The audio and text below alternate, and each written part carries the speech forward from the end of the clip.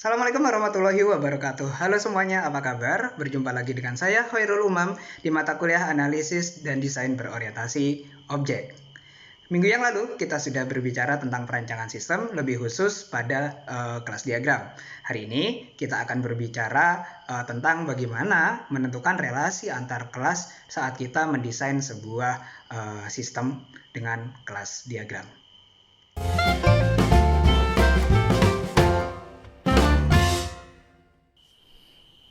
Baik, kita lanjutkan pembahasan kita minggu kemarin tentang perancangan sistem. Jika di pertemuan sebelumnya kita sudah bicara tentang kelas diagram, hari ini kita akan lebih spesifik lagi tentang relasi antar kelas diagram. Baik, sebelumnya kita coba ingat-ingat kembali, ada beberapa jenis relasi antar kelas yang bisa kita bangun saat kita mendevelop sebuah sistem ya. Ada relasi yang disebut sebagai asosiasi, ada yang directed association, ada generalisasi, dependensi, dan juga agregasi.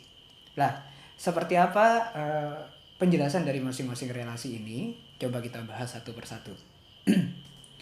Untuk asosiasi disimbolkan dengan garis lurus seperti ini ya. Dari kelas pertama ke kelas kedua ada hubungan garis seperti ini. Ini merupakan relasi yang paling umum yang ada di antara dua buah kelas. Kenapa disebut relasi paling umum? Di sini relasinya bersifat dua arah atau bidireksional. Dia pokoknya menyatakan bahwa ada hubungan antara A dengan B, begitu juga sebaliknya antara B dengan A. Dalam artian kelas A di sini dia bisa berkomunikasi dengan kelas B. Begitu juga kelas B bisa berkomunikasi dengan kelas A. Lah seperti apa komunikasinya? Sederhananya begini, kelas A itu bisa mengakses atribut maupun metode yang ada di kelas B. Dan sebaliknya, kelas B juga bisa mengakses atribut maupun metode yang ada di kelas A. Nah tentu saja atribut ataupun metode yang bisa diakses oleh masing-masing kelas ini adalah atribut atau metode yang sifatnya publik. Ya, sifatnya sangat-sangat umum. Biasanya orang kalau males gambar menjelaskan hubungan sepakainya asosiasi. Pokoknya ada hubungan gitu ya. Ya, keuntungannya ini lebih singkat, menggambarnya lebih singkat, garis gitu aja ya. Tetapi kadang melupakan hal-hal yang sifatnya esensial di antara hubungan dua buah kelas itu. Nah, maka dari itu ada juga yang melakukan penjelasan lebih runut lagi, lebih detail lagi, seperti misalnya directed association ini. Seperti asosiasi tadi, dia tanda panahnya seperti ini ya, ada tanda panah yang mengarah ke suatu kelas. Ini menunjukkan bahwa hubungannya bukan lagi bidireksional atau dua arah, melainkan satu arah.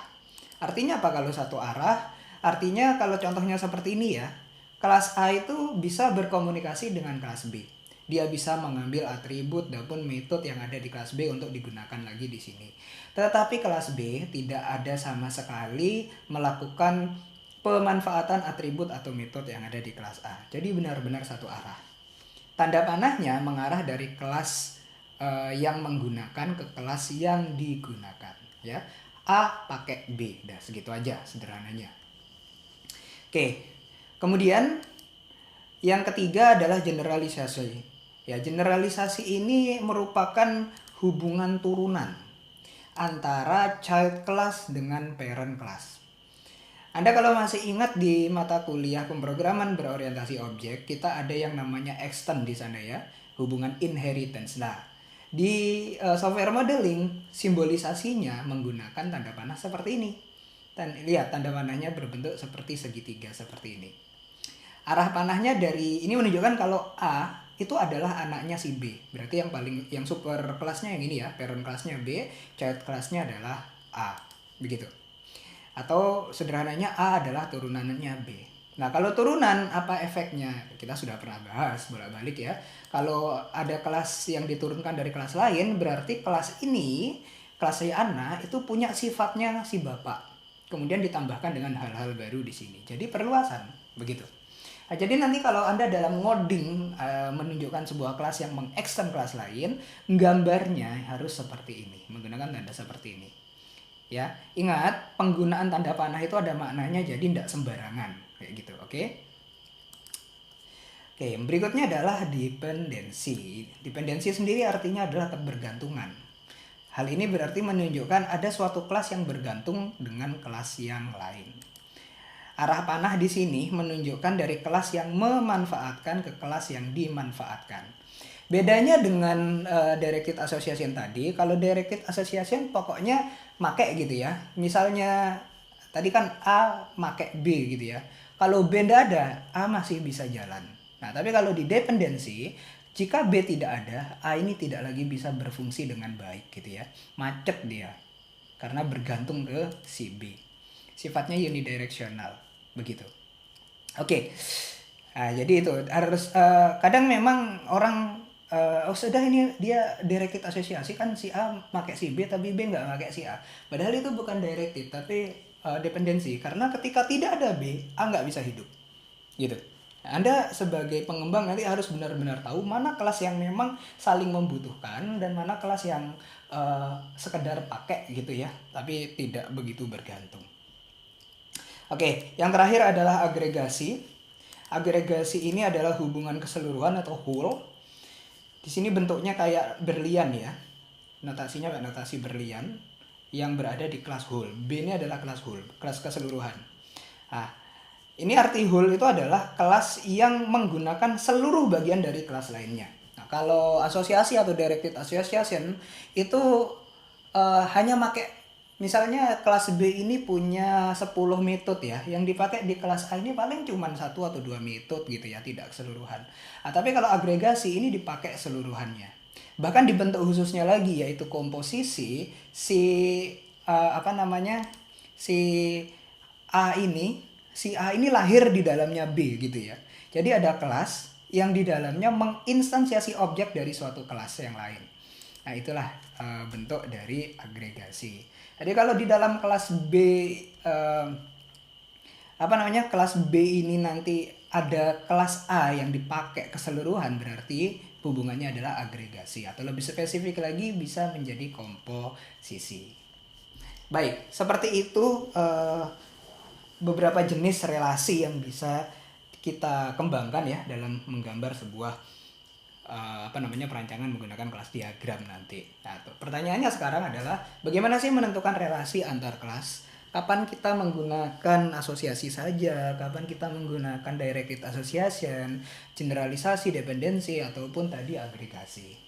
Ya, sama seperti sebelumnya, kita coba menanyai diri kita sendiri saat menggambar sebuah merancang kumpulan-kumpulan kelas di dalam sistem ya.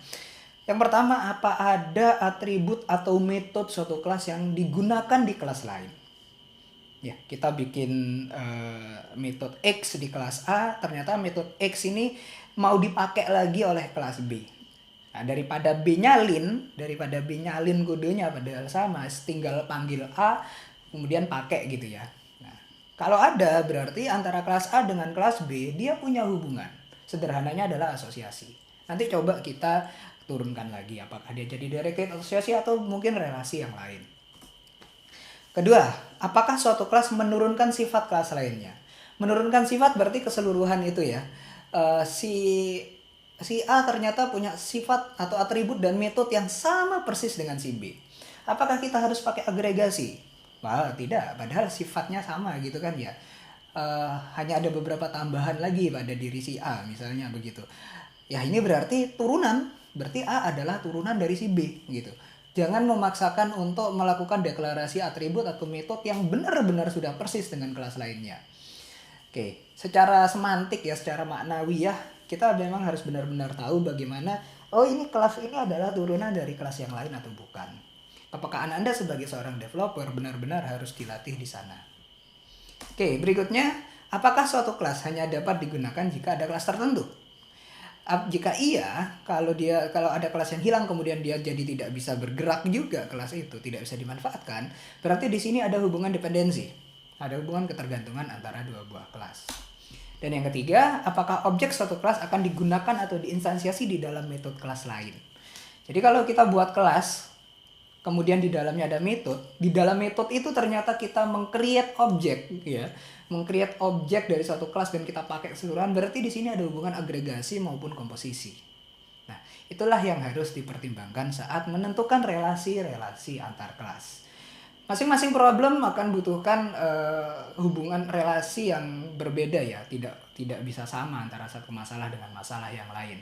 Kepekaan Anda sebagai seorang developer di sini perlu benar-benar dilatih. Ya, demikian untuk pertemuan materi hari ini. Semoga bisa memperjelas dan memandu bagaimana menentukan relasi antar kelas. Terima kasih. Wabillahi taufiq wal hidayah. Wassalamualaikum warahmatullahi wabarakatuh.